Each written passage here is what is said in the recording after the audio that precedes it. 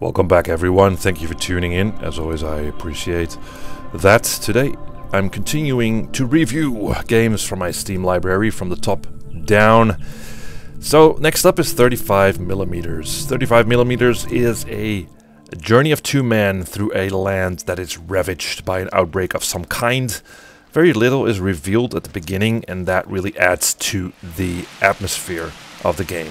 The game has a very bleak aesthetic and does remind me of the Stalker and Metro series. So if you're into that, you might want to try this one. So it's highly atmospheric with good use of music and sound effects.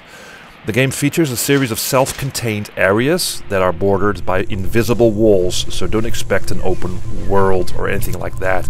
But the areas are quite diverse, and that really adds to the feeling of being on the road.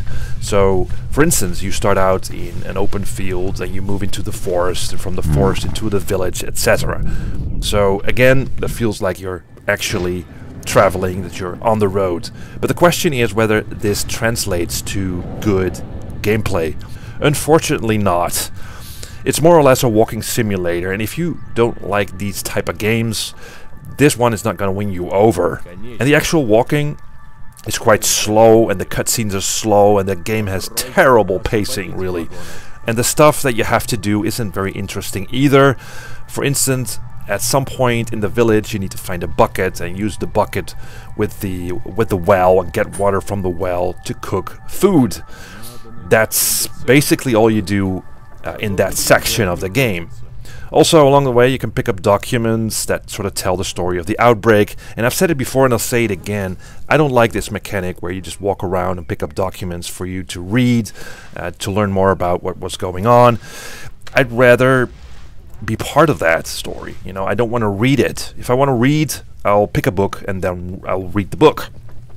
Also, in this game, you scavenge for food, health packs and batteries, but strangely enough you don't really need those items at all, and there are a lot of other items lying around.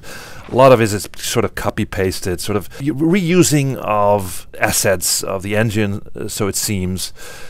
So there's not really anything going on with the items or anything like that. Halfway through it does get better with some underground sections.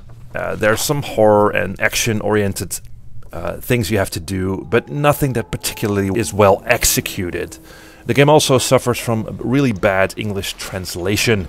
In the end, I just wanted to know what was going on story-wise, but gameplay-wise, I didn't find anything interesting here. And I always ask myself, was I entertained playing this game?